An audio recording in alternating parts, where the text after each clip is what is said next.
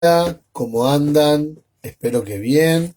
Vamos a comenzar, sí, con una nueva clase del curso de operador socioterapéutico en drogadicción. Hoy vamos a cerrar ya con esta clase los contenidos de psicoanálisis. Hace rato que venimos trabajando con esto, hace varias clases que venimos trabajando con estos contenidos. Hoy prometo, cerramos ya todo lo que es psicoanálisis, ¿sí? Ya no trabajamos más todo eso. A partir de las próximas clases vamos a empezar a ver temas que tengan que ver con, por ejemplo, estoy mirando acá que tengo el programa, la coordinación, los grupos, cómo trabajar con grupos, ¿sí? Vamos a ir avanzando en esos contenidos. Bien, entonces, último tema para trabajar hoy dentro de esta unidad de psicoanálisis, ¿sí? Transferencia y contratransferencias. Dos conceptos sumamente importantes para el operador socioterapéutico, ¿sí? ¿Por qué? Porque son procesos inconscientes que pueden facilitarnos u obstaculizarnos el trabajo con el paciente y hacernos perder o no la objetividad, ¿sí? Es un mecanismo inconsciente, son en realidad los dos mecanismos inconscientes que se van a dar. Nosotros lo vamos a ver desde la relación que se establece entre el OST y un paciente, pero en realidad puede darse dentro de o con cualquier tipo de persona, entre cualquier tipo de persona. ¿Cuál es la relación que nos interesa observar a nosotros? Esta de OST paciente, ¿sí? El primer concepto que vamos, yo acá ya tengo preparado mi mate, el primer concepto que vamos a trabajar, que vamos a desarrollar ahora en el transcurso de la clase, es el de transferencia, ¿sí? Este suele ser muchas veces el más complicado, pero después de haberlo trabajado tantos años, este concepto, yo creo que se hace complicado porque nos las complicamos nosotros, ¿sí? Porque en realidad el concepto es mucho más sencillo de lo que pareciera. Vamos a dar tres definiciones de transferencia. La primera era del diccionario de psicoanálisis de la Plush y Puntalis, ¿sí? La segunda definición de transferencia es directamente la definición de transferencia que da Sigmund Freud. Y la tercera, yo digo, es la fórmula mágica, que es seguramente la que ustedes vayan a recordar. Pero, pe- todos los hechizos se acaban, ¿no? Pero tiene una particularidad, que es válida si yo la sé explicar. Ahora cuando lo vayamos desarrollando nos vamos a dar cuenta de qué estoy hablando, ¿sí? Bien. Vamos a la primera definición de transferencia, a la de la Plush y Puntalis. Bueno, estos autores dicen, los voy a parafrasear, voy a apelar a mi memoria a ver qué tal me funciona, pero más o menos dicen algo así.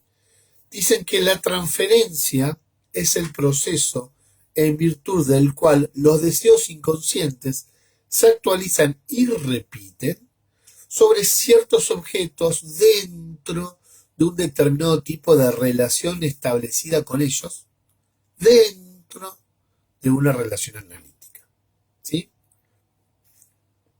Y sigue diciendo, es una repetición de prototipos infantiles, esta relación del sujeto con las figuras parentales, vivida con un marcado sentimiento de actualidad. Es el desplazamiento temporal de una escena del pasado. Ajá, esto es lo que dice la Plush y Puntalis en relación a lo que es una transferencia. Vamos de vuelta, vamos con esta definición. Podemos decir entonces que la transferencia es el proceso en virtud del cual los deseos inconscientes se actualizan y repiten sobre ciertos objetos dentro de un determinado tipo de relación establecido con ellos, dentro de una relación analítica. Es una repetición de prototipos infantiles, es decir, La relación del sujeto con las figuras parentales vivida con un marcado sentimiento de actualidad. Es el desplazamiento temporal de una escena del pasado. ¿Entendieron algo? ¿Se entendió? Vamos un poco más despacito, ¿les parece? Y vamos tomando nota de esas palabras que nos resuenan, ¿sí? Dicen estos autores, es el proceso en virtud del cual los deseos inconscientes se actualizan y repiten sobre ciertos objetos dentro de un determinado tipo de relación establecidos con ellos dentro de una relación analítica. Es una repetición de prototipos infantiles, es decir, relación del sujeto con las figuras parentales vivida con un marcado sentimiento de actualidad. Es el desplazamiento temporal de una escena del pasado. Si uno tuviese que hacer como un escaneo aquí de las palabras claves dentro de esta definición, tal vez las palabras que a ustedes les llamó la atención o esas palabras que detectaron podrían ser deseos inconscientes, actualización, objeto, relación analítica, repetición de prototipos infantiles o prototipos infantiles, desplazamiento temporal y escena del pasado. ¿Sí? Son como poner las palabras claves. Vayamos ahora un poco a ver lo que dice Sigmund Freud en relación a lo que es una transferencia. ¿Sí? Freud dice que la transferencia es la repetición o actualización con un objeto presente, en especial, dirá él, durante la cura con la persona del analista, de sentimientos, fantasías y prototipos de relación vivenciados en la infancia con objetos del pasado que permanecen reprimidos, especialmente el amor-odio infantil hacia los padres.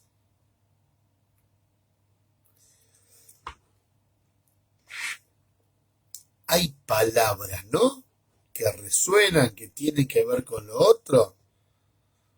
Vamos de vuelta.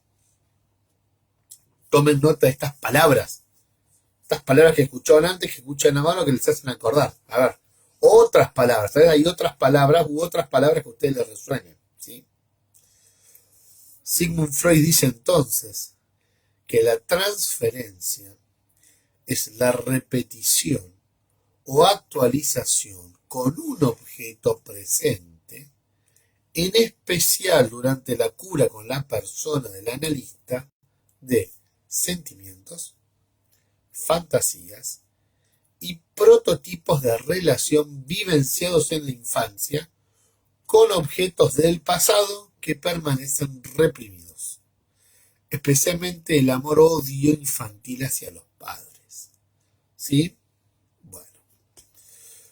A ver, barrido de palabras o de conceptos claves. Actualización, objetos, analista, prototipos, infancia. ¿Sí? Miren cómo hay palabras que van resonando, van reapareciendo, ¿no? Ya sea en la definición de la pluripuntalis o en la definición de Freud. En realidad la definición de Freud es anterior a la de la pluripuntalis, ¿sí? Es la primera definición de transferencia, podemos decir. Obviamente que este término y su concepto fue evolucionando en el tiempo hasta llegar al actual. Ahora vamos con la fórmula mágica que le conté, ¿sí? Es la que tal vez seguramente ustedes recuerden, les dije. Cuando nos pregunten qué es la transferencia, nosotros podemos decir que la transferencia es la depositación inconsciente de un vínculo primario. Depositación inconsciente de un vínculo primario. 6 palabras para definir transferencia. Depositación inconsciente de un vínculo primario. 6 palabras alcanzan para definir la transferencia. Yo les dije que esta definición servía en tanto y en cuanto podamos explicar a posteriori, ¿no? Que había que poder desarrollar esto, que no era tan así. Hay que saber explicar. Entonces, para explicarla, la primera pregunta que tenemos que hacernos es, ¿qué es un vínculo primario? Y los vínculos primarios son aquellas relaciones, aquellas vivencias que nosotros mantuvimos. ¿Está bien? Que nosotros mantuvimos con nuestros primeros contactos, con las primeras personas con las cuales tuvimos relación. Son aquellas relaciones que mantenemos en nuestra primera infancia. Es decir, de cero, la primera infancia va desde el momento que nacemos hasta los 5 o 6 años según Freud. Hay otros autores que extienden la primera infancia, pero nosotros nos quedamos hasta los 5 o 6 años. ¿Sí? Entonces, ¿qué es la primera infancia? Es ese periodo de vida que va desde el nacimiento hasta los 5 o 6 años. ¿Qué son los vínculos primarios? Y todas esas personas, todas esas relaciones, todas esas vivencias que hemos tenido sujeta a estas personas en esta primera infancia. Son aquellas personas significativas o aquellas vivencias significativas que mantuvimos con esas personas importantes durante estos primeros años. ¿Y quiénes son nuestras relaciones significativas? ¿Con quiénes nos relacionamos en nuestra primera infancia? Y no tenemos un círculo social muy amplio nosotros, para nada. Nuestro círculo social es bastante acotado a esa edad. Padres, hermanos, primos, abuelos, ¿sí? Esas personas con las que tenemos contacto asiduo. Pensemos con quién nos vinculamos hasta los 5 años. Dije padres o quienes cumplieron la función de padres. Abuelos o quienes cumplieron la función de abuelos. Por eso hablamos de personas significativas, ¿sí? Entonces, ¿en qué consiste entonces una transferencia? Dije entonces 2 veces, ¿no? Me pareció. En depositar en otra persona, en la actualidad, en el aquí y ahora, de forma inconsciente, una imagen, una relación o una vivencia de nuestro pasado. ¿Sí? Entiéndase por pasado, o entendiendo por pasado, nuestra primera infancia. No es que depositamos en la actualidad una vivencia que haya tenido yo hace 4 años atrás o 10 años atrás. No. Yo tengo 42. Por lo tanto, tiene que haber sido una vivencia vivida hace por lo menos 37 años o 38 años atrás. Desde entonces a la actualidad, no. ¿Sí? Porque son vivencias vividas en nuestra primera infancia. Depositamos en el aquí y ahora, depositamos de manera inconsciente en un alguien estas vivencias o estas personas, pero no sabemos que lo estamos haciendo. ¿Sí? Yo hoy en día deposito en el otro a alguien de mi historia pasada, pero no sé que lo estoy haciendo, por eso es inconsciente.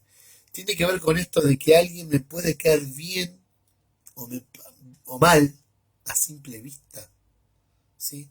No hablé, no me relacioné, no tengo idea quién es, pero me cayó mal.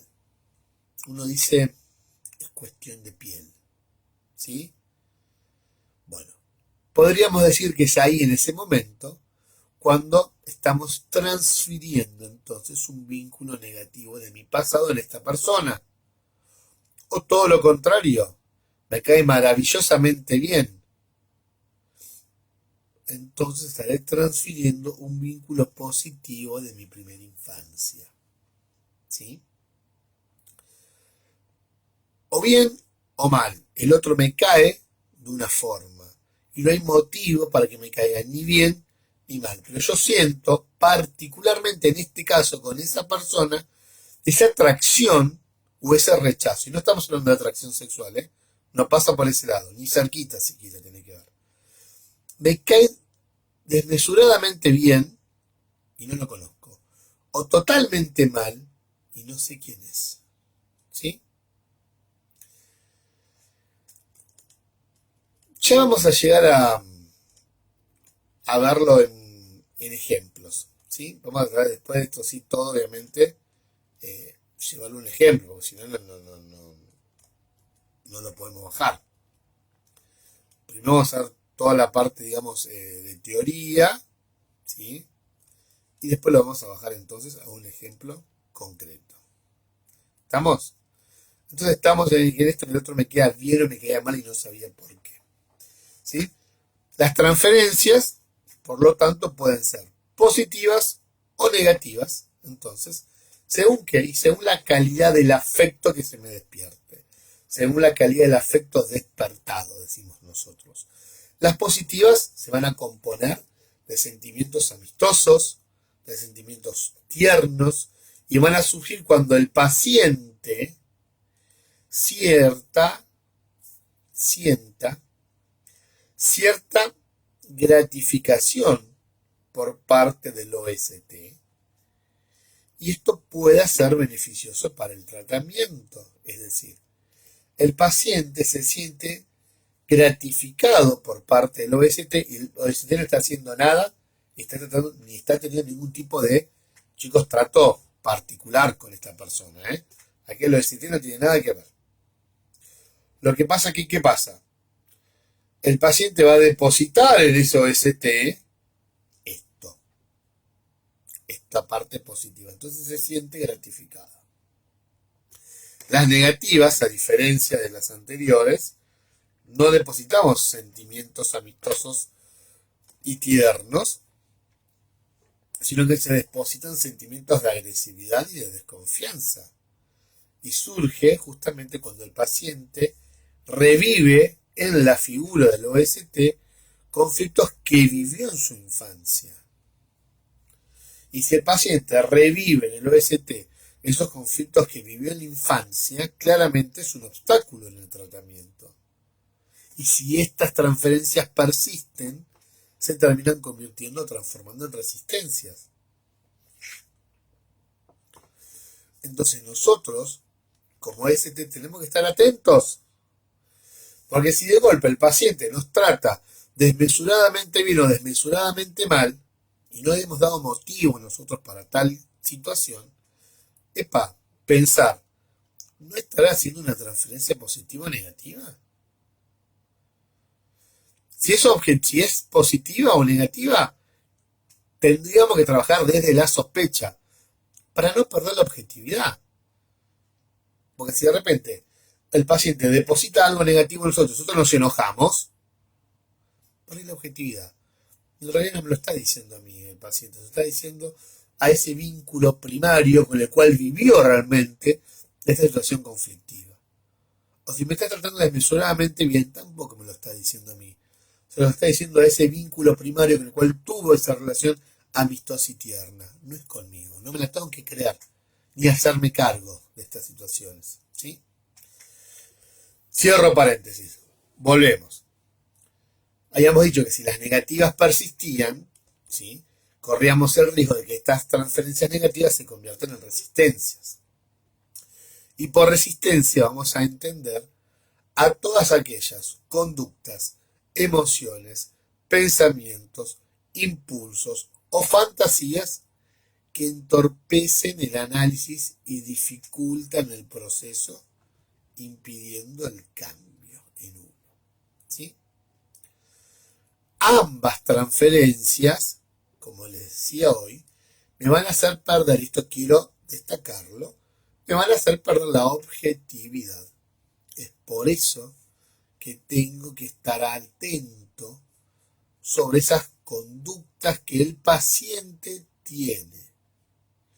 Y siempre frente a estas conductas que el paciente tenga, darles el beneficio de la duda.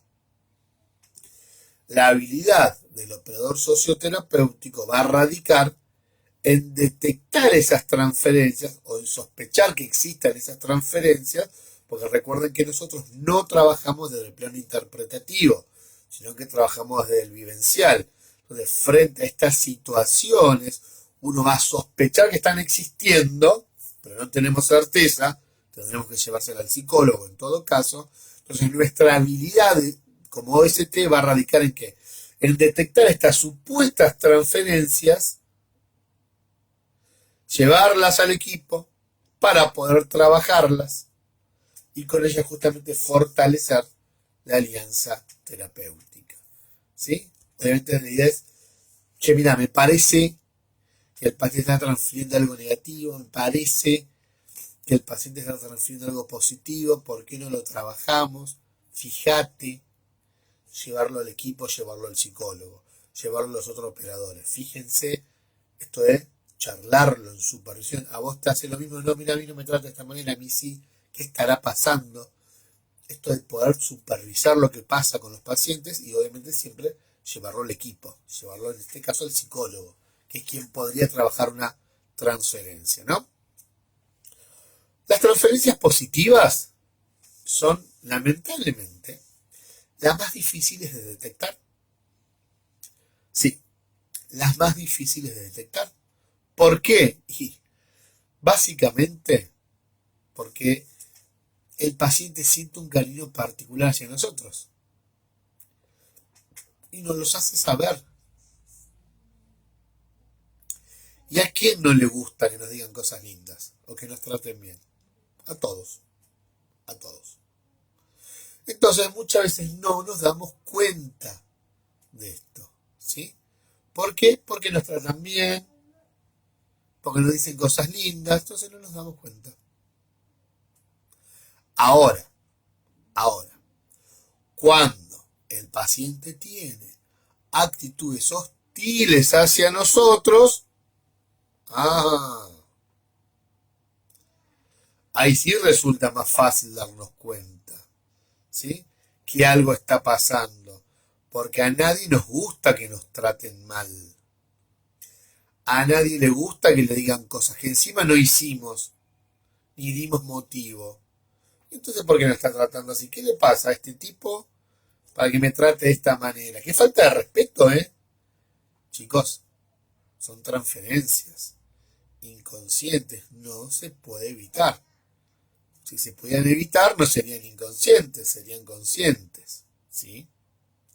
Bien, ¿qué pasa si el OST no se da cuenta de la transferencia del paciente y se hace cargo de eso? Es decir, lo tratan mal y reacciona en relación al trato malo, o lo tratan bien y reacciona en relación al trato bueno. Cuando el OST responde de manera inconsciente a la transferencia del paciente, hablamos de contratransferencia. Es decir, los pacientes nos hacen una transferencia a nosotros, positiva o negativa, nosotros no nos damos cuenta y en relación a eso obramos. ¿Sí? Bien. Antes de seguir, un minuto les doy. Quiero que en este momento tomen un fibrón y si no lo tienen lo vayan a buscar. Tomen un resaltador. Y acá me quedo. Un minuto. Pongo el cronómetro. A partir de ahora les doy un minuto para que vayan a buscar el resaltador. Mientras tanto me tomo un mate o un fibrón de color o una lapicera bien llamativa. Vayan a buscarlos. Les quedan todavía 43 segundos.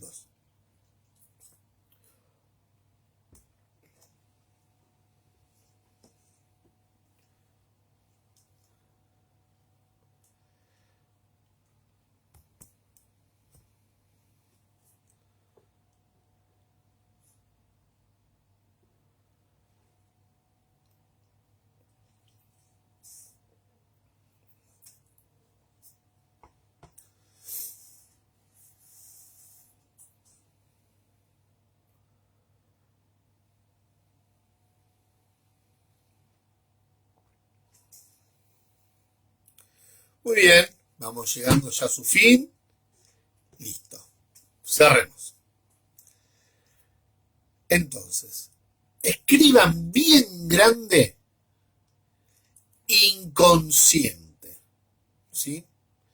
Inconsciente lo escriben bien grande, con fibrón, con resaltador, con fibras, con el color, la lapicera de color.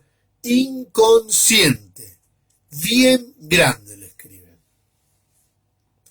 ¿Por qué les digo esto? Porque las transferencias y las contratransferencias son siempre inconscientes para nuestro marco teórico. Ambas siempre son inconscientes. ¿Sí? Puede ser que encuentren otros autores u otro marco teórico que diga que la transferencia o la contratransferencia son conscientes. Eso puede ocurrir, pero ese mismo marco teórico dirá, porque uno lee solamente la parte que le conviene, esos mismos marcos teóricos dirán que a priori, es decir, en primera instancia, las transferencias son inconscientes. Y cuando me doy cuenta que me están haciendo una transferencia, o que estoy haciendo una transferencia,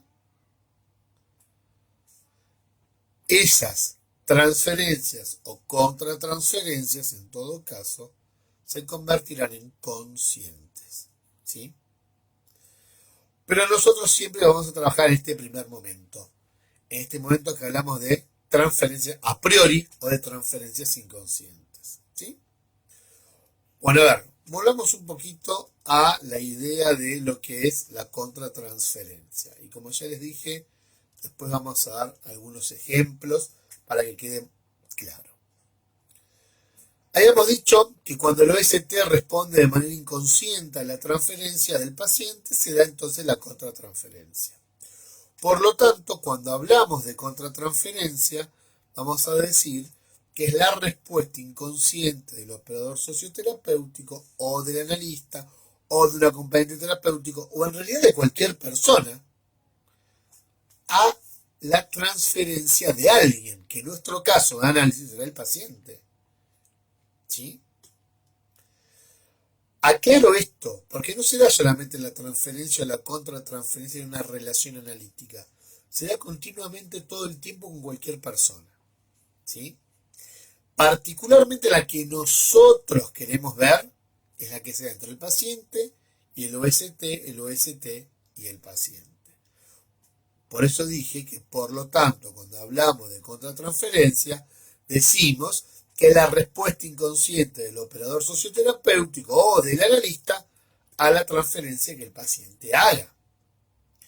Mariano Yusin, ¿sí?, dice que la contratransferencia es el conjunto de las reacciones afectivas inconscientes del analista hacia su paciente, instaladas por la influencia del paciente sobre la sensibilidad inconsciente del analista.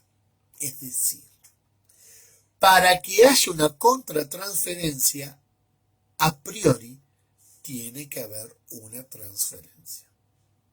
Si esto no ocurre, entonces no se estaría dando. ¿Sí? Claramente es una respuesta inconsciente. Claramente. ¿Sí? Decimos entonces que la transferencia es inconsciente porque uno deposita en otra persona algo reprimido. ¿Qué sería eso? Algo reprimido. Esa vivencia, ese sentimiento o ese vínculo primario. En cambio, en la contratransferencia decimos que es inconsciente porque no detectamos la transferencia y desde ese lugar respondemos. Es decir, alguien nos da un lugar, alguien nos da un papel, nos deposita una mochila y si nosotros no nos damos cuenta, vamos a responder desde ese papel, desde ese rol, desde ese lugar Y es ahí donde hacemos contratransferencias. ¿Sí? Bien, como les decía, si bien acá en el curso hablamos de la transferencia teniendo en cuenta la relación paciente-OST o terapeuta, quiero que quede bien claro que es un proceso que se da entre todas las personas. Y también quiero que quede claro que puede darse también a la inversa, entre el OST y el paciente. De golpe, sin motivo aparente y sin conocerlo, el paciente me cae demasiado bien o demasiado mal. Lo veo, qué buen pibe, mirá qué buen paciente, qué buena persona debe ser, qué buen tipo parece. No lo conoces. ¿Qué sabes? No lo viste. Es la primera vez que lo estás viendo. ¿Por qué se te despiertan todos esos sentimientos en relación a la figura de alguien que no conoces? O todo lo contrario, sentimientos hostiles. ¿Sí? Y si no, pensemos directamente cuando uno conoce a una persona. ¿Por qué esas personas nos cae bien o nos cae mal? Llegás al cumple de un compañero de trabajo que no conoces a nadie. A nadie. Y esos que están ahí sentados, con los cuales no hablaste nada, te caen bien a simple vista o te caen muy mal. Allá los del fondo tienen una cara de antipático, deben ser terrible. Qué macanuda parece la chica acá sentada en la punta de la mesa. Y resulta que cuando vos vas y le contás esto al del cumpleaños, te dice, ¿quién eran antipáticos? ¿Los del fondo? No, nada que ver, son mis amigos de toda la vida. Son unos genios. Acompañaron en las buenas, en las malas, tienen un corazón de oro. ¿Y quién te cayó bien? La chica que está sentada en la punta, esa es mi cuñada.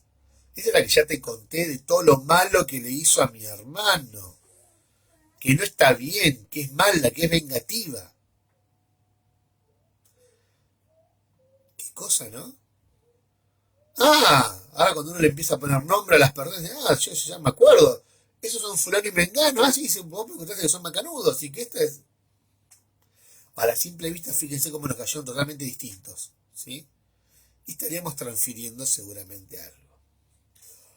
Para ir terminando, les voy a contar una experiencia que yo tuve hace unos años atrás y que a partir de esa experiencia la replico cada vez que puedo, por más que sea autorreferencial, me parece que sirve para marcar un poco lo que es el proceso transferencial. Hace unos años atrás, ya hace varios años atrás en realidad, cuando el mundo era prepandémico, digo, ¿no? Antes de la pandemia, me parece que la humanidad quedó dividida en dos. Antes del COVID, después del COVID. En este mundo prepandémico, yo hice una diplomatura en consumos problemáticos por Cedronar. Esta diplomatura estaba articulada con el Centro Psicosocial Argentino y además estaba articulada con la Universidad Nacional de Entre Ríos. Entonces, yo trabajaba en el Centro Psicosocial Argentino, ya era psicólogo social en ese momento, ya hacía bastante que era psicólogo social en ese momento, y cuando surgió la posibilidad de hacer la diplomatura, yo dije, yo la quiero hacer como alumno. Entonces me dijeron que no había problema, que yo la podía hacer como alumno, pero me preguntó si podía colaborar en la toma de asistencia, colaborar un poco con la organización. No había ningún problema. Entonces, hicimos la diplomatura se hizo en una escuela acá de la zona, muy grande, muy, muy conocida, muy de primer nivel, muy, no sé, de vanguardia sería la escuela, ¿sí? Una escuela técnica que no hay otra igual en la Argentina, que es acá de la zona. En el gimnasio, gigante el gimnasio, cancha de básquet, parque. En ese gimnasio gigante se llevaba a cabo la diplomatura. Enorme lugar, lleno de gente, no entraba nunca un alfiler. En ese contexto, la diplomatura se daba una vez al mes, toda una mañana y toda una tarde. ¿Sí? En lugar de darla 2 horas por semana, eran 4 horas por mañana, un corte para almorzar, 4 horas por la tarde. Era la carga horaria de 1 hora semanal al mes, digamos, ¿sí? Perdón, de 2 horas semanales al mes. Me expliqué, ¿no? Bueno, entonces cuando uno llegaba a ver una diplomatura donde uno llegaba y tenía café, medias lunas, te esperaban con un desayuno siempre, ¿no? A los estudiantes que le digo, éramos cientos. Pero como yo estaba participando en la toma, estaba colaborando con la recepción, no podía desayunar, nunca. Ni comerme un alfajorcito, ni un caramelito, nada, nada.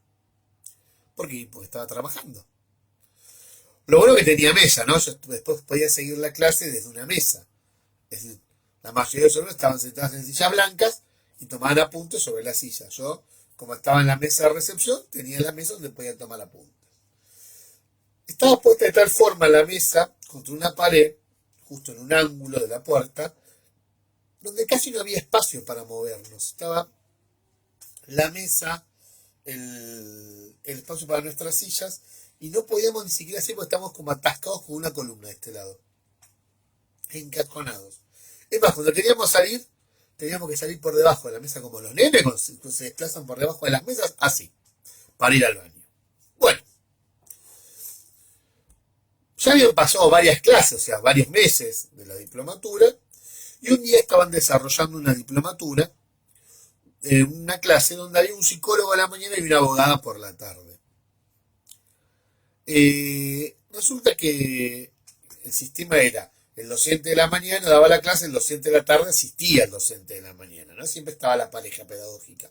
Entonces, mientras el de la mañana daba clase, en la tarde pasaba papeles, panfletos, juntaba material, pasaba el micrófono para las preguntas, se asistían mutuamente.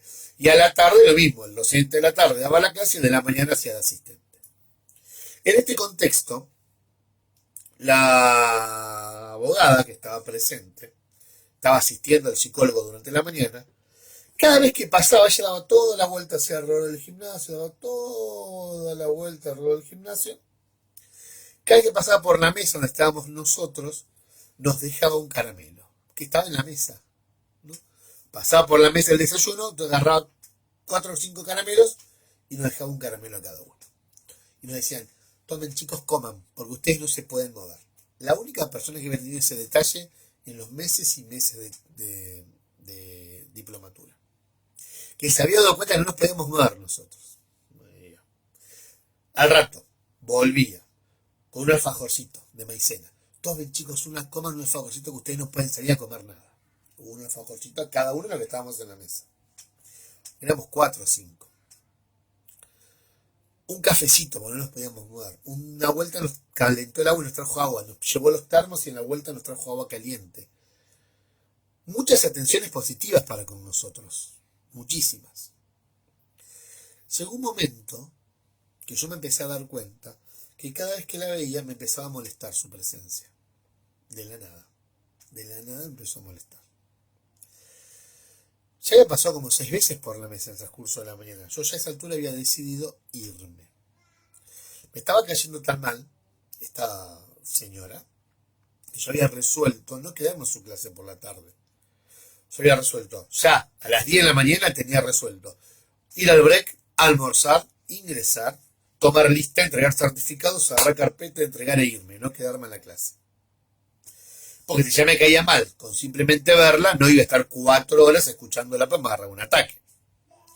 Entonces, teniendo en cuenta eso, yo lo había resuelto a las 10 de la mañana. Como eso de las 11, esta señora seguía pasando trayéndonos cosas.